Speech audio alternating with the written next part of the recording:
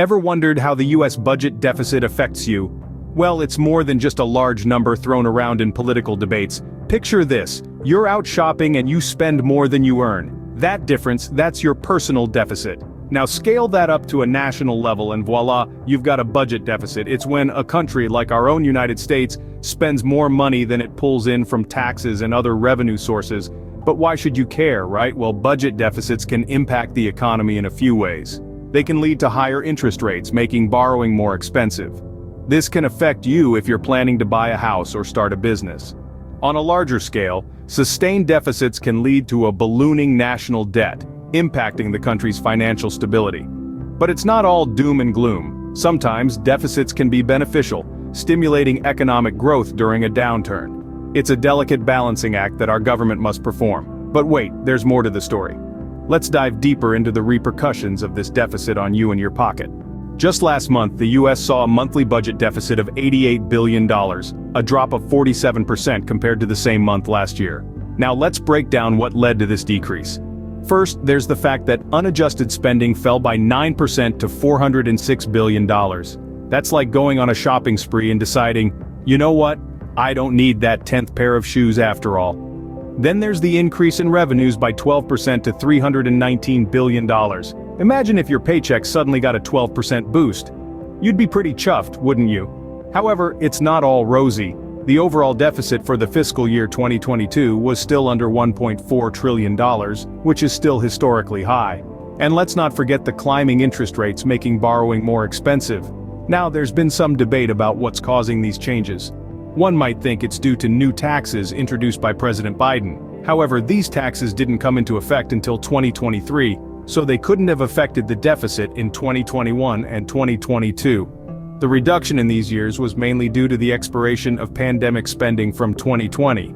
So, a decrease in deficit sounds like good news, right? But what does it actually mean? Now let's talk about the real impact of the budget deficit on you and the economy. You see, a high budget deficit can stir up a whole mix of economic outcomes. It's like adding an extra scoop of chili powder to your grandma's secret recipe. It might just upset the balance. When the government spends more than it earns, it borrows to cover the difference. This borrowing can lead to an increase in interest rates, making it more expensive for you and me to borrow money.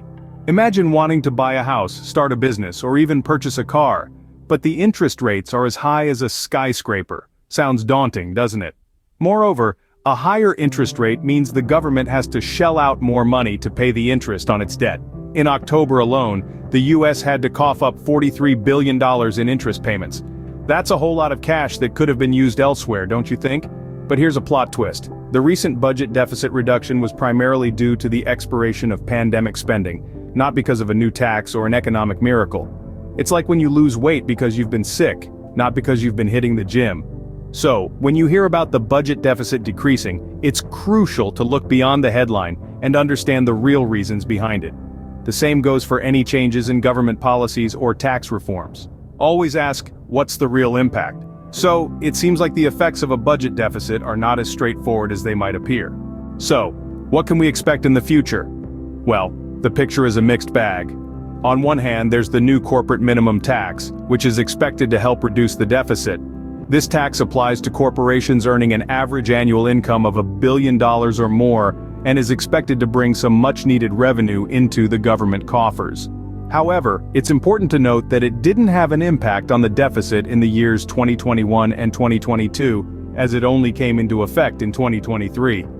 On the other hand, we need to consider the policies that can actually contribute to higher deficits. It's not uncommon for politicians to make grand claims about how their policies will reduce deficits, but the reality can sometimes be a little different.